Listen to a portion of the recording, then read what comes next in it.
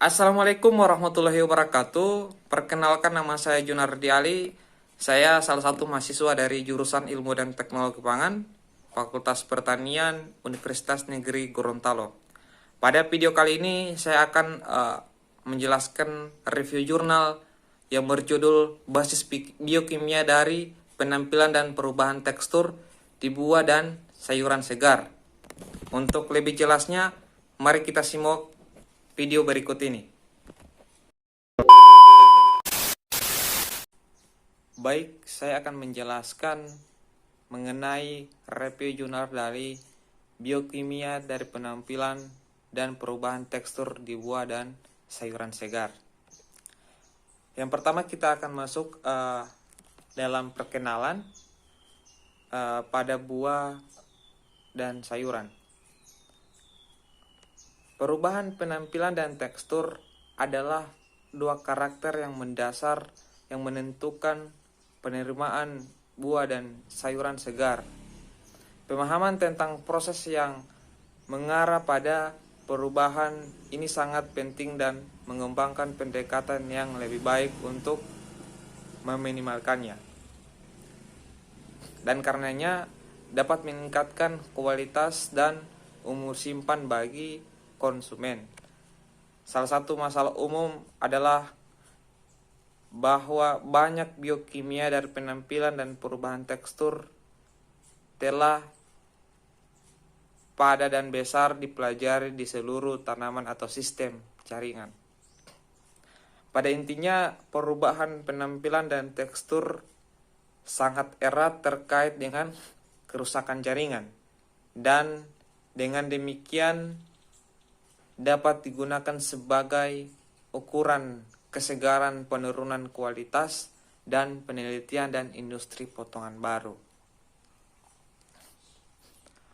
Kemudian kita masuk ke penampilan buah dan sayuran segar.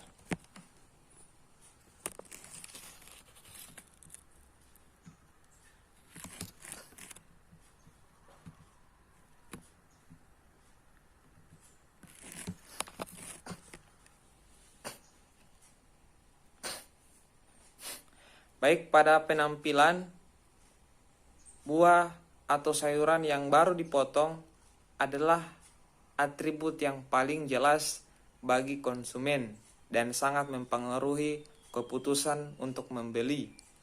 Itu termasuk wortel dan pisang. Ini akan memperlihatkan penampilan dari tingkat kejernihan dari buah pisang dan wortel tersebut. Banyak faktor yang tidak berhubungan mempengaruhi penampilan, dari efek yang berhubungan dengan luka hingga pengeringan hingga kolonialisasi mikroba. Faktor-faktor umum untuk pemotongan baru dari minyak tanaman seperti kecoklatan pada buah dan hilangnya klorofil dalam produk hijau, ditambah beberapa contoh masalah yang spesifik untuk tanaman tertentu seperti diputi wortel dan pengembangan warna dan alums. Kemudian tepi kecoklatan ini termasuk dalam buah pisang.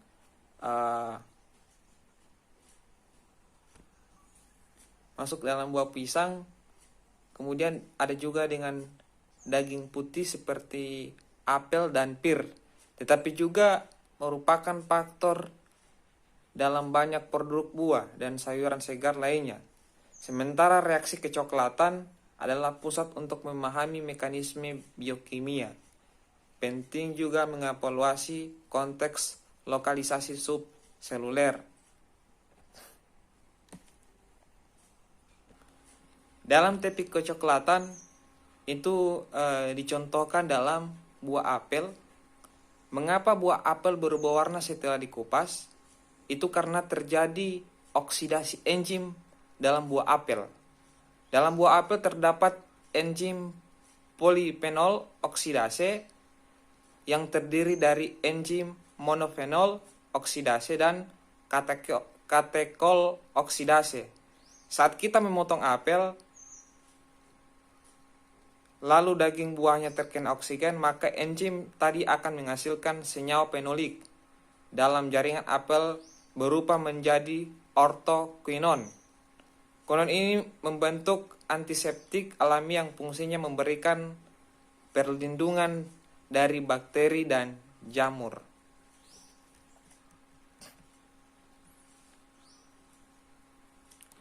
Kemudian sebenarnya oquinon ini itu tidak memiliki warna, namun karena bereaksi dengan amino dan oksigen maka menghasilkan melanin. Nah, melanin inilah yang memberikan warna kecoklatan pada sel-sel potongan apel tersebut.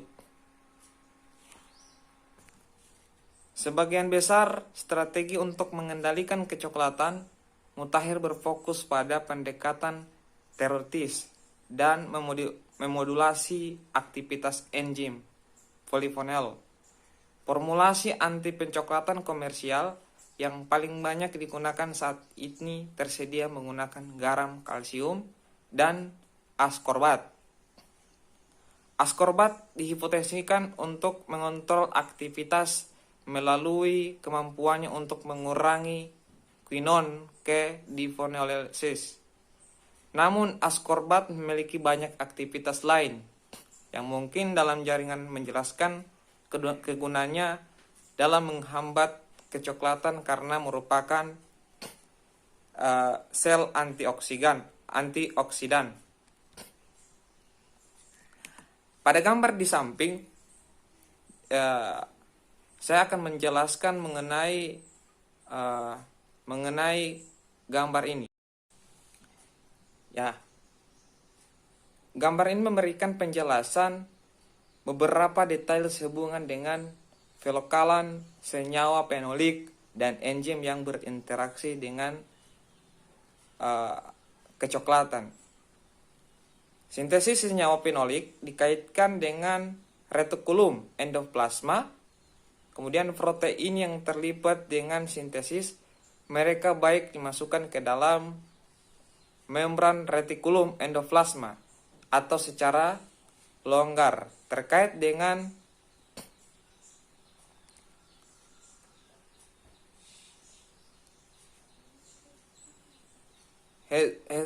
Erasdina dan Wagner 1985.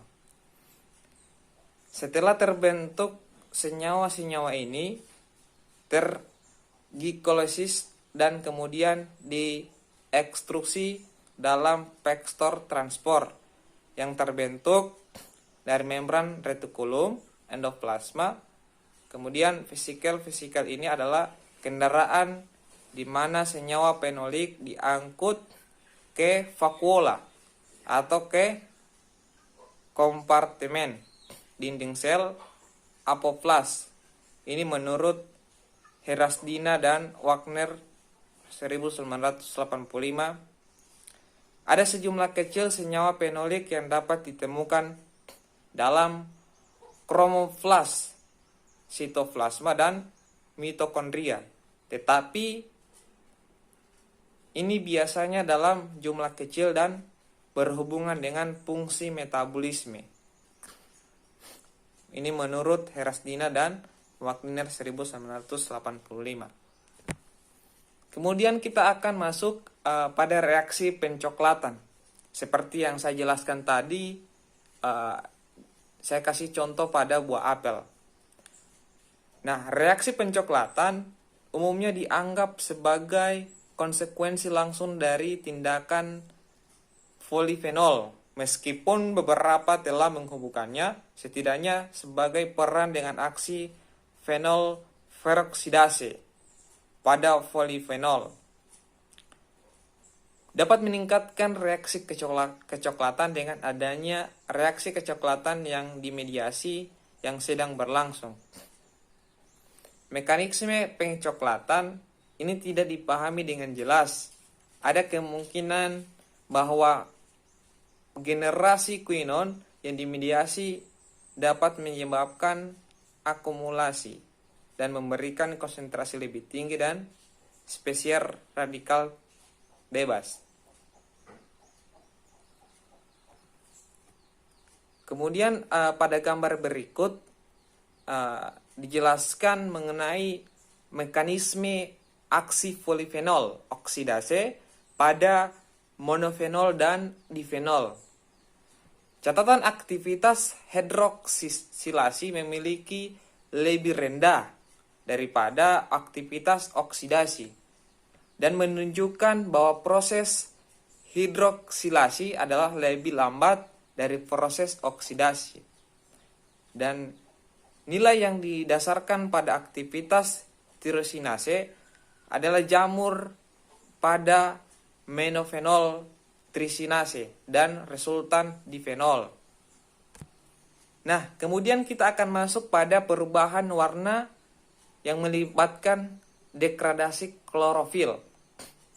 Nah, warna akan yang terjadi pada buah-buahan itu lebih spesifik ke menguning atau kehilangan warna hijau, yang biasanya dianggap sebagai konsekuensi utama yang terjadi degradasi klorofil.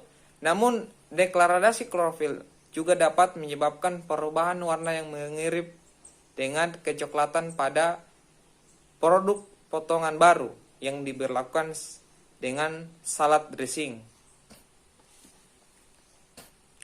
Kedua jenis perubahan warna dikaitkan dengan jalur yang sama untuk kerusakan klorofil. Namun, perubahan warna kecoklatan adalah konsekuensi dan metabolisme molekul klorofil yang tidak lengkap dalam urutan alternatif. Mekanisme yang diklaim pemutihan klorofil melibatkan reaksi radikal peroksi yang terbentuk ketika kedua enzim ini mengoksidasi substrat lipidnya. Ini menurut Thomas 1986. Kemudian ada pada gambar yang ketiga, ini menunjukkan skema umum untuk tahap awal pemecahan klorofil yang akhirnya mengarah pada buah atau produk tanpa warna. Jelas bahwa salah satu dari dua proses mendahului yang lain untuk menghasilkan produk umum yang merupakan prekursor langsung dari produk pemecahan berwarna. Kemudian selanjutnya kita masuk pada perubahan warna di allium. Bawang putih adalah termasuk dalam perubahan warna di allium. Bawang putih dan bawang tirai dapat mengembangkan warna merah muda, merah hijau, biru hijau, atau biru sebagai konsekuensi dari gangguan sel. Dari perubahan warna ini adalah khas untuk spesies allium dan keduanya isoalin dan alinase adalah persyaratan untuk terjadi perubahan warna. Pada singkatnya, isolin dan C-alkuen lainnya dibela secara enzimatik oleh enzim alinase untuk menghasilkan sulfanat yang mengandung profenil yang disebut sebagai pengembang warna yang berinteraksi dengan asam amino bebas untuk menghasilkan senyawa yang berpigmen. Dalam jaringan allium yang utuh umumnya terlokalisis sitoplasma, sedangkan alinase terlokasi dengan vakuola, seperti halnya degradasi kecoklatan dan klorofil. Hilangnya integritas seluler pada jaringan yang perlu sebelum aksilinase pada ACO dapat terjadi dan senyawa yang dihasilkan kemudian harus berinteraksi dengan asam amino bebas. Nah, kemudian kita akan masuk pada coklat sekunder pada apel. Seperti yang saya jelaskan tadi. Nah, pencoklatan sekunder baru-baru ini diidentifikasi sebagai batasan kualitas pada sel segar atau pada sel apel segar. Hal ini dapat dibedakan dari kecoklatan potongan tepi dengan dua cara. Yang pertama, kecoklatan sekunder dilokalkan di alam sebagai lawan dari sifat difusi pencoklatan atau potongan tepi. Kemudian yang kedua adalah waktu terjadinya pemotongan.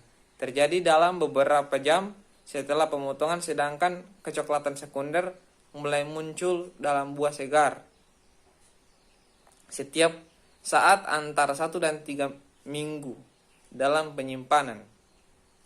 Kemudian pengamatan pada apel non kecoklatan yang telah diproduksi menggunakan penyisipan transgen polifenol antisensi menunjukkan bahwa pencoklatan bukanlah konsekuensi dari aktivitas polifenol.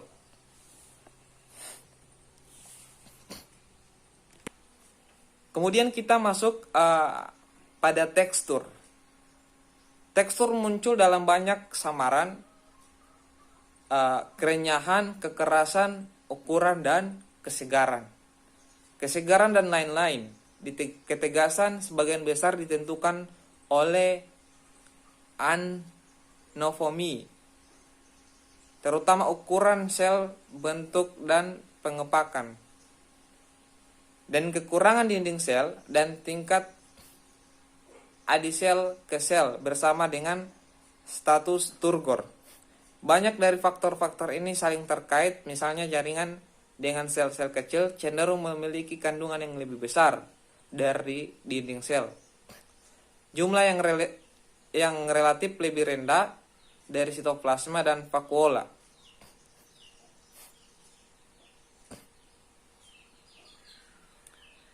Dan jumlah ruang udara antar sel yang rendah membuat jaringan lebih rapi dan tampaknya kurang berair. Kemudian hilangnya kualitas tekstur pada pematangan seluruh buah. Banyak perubahan yang terjadi pada buah segar merupakan lanjutan dari peristiwa pematangan normal yang mengarah pada pelunakan dan dikombinasikan dengan efek dari pemotongan dan luka jaringan. Jika pemahaman tentang pelunakan terkait pematangan normal adalah penting sebelum mempertimbangkan kasus khusus buah segar. Kemudian buah juga dapat dibagi menjadi dua berdasarkan peran etilen dalam proses pematangannya. Yang pertama adalah buah klimakterik yang menghasilkan etilena dalam jumlah besar dan di mana pematangan dipromosikan oleh etilena seperti tomat, persik, apel, pisang, dan buah kiwi. Kemudian yang kedua, buah non-klimakterik yang hanya menghasilkan jumlah etilena basal rendah selama pemasakan dan di mana pemasakan tidak sensitif terhadap etilena, seperti eksogen, seperti anggur, kemudian stroberi, semangka, nanas, dan jeruk. Kemudian hilangnya kualitas tekstur pada potongan baru. Ini tekstur jaringan buah atau sayuran merupakan gabungan dari banyak faktor. Beberapa di antaranya bersifat genetik. Kemudian beberapa lingkungan juga dapat penanganan dan penyimpanan pasca panen yang disebut sebagai kultivar yang berbeda sangat bervariasi dalam tingkat kerusakan teksturnya.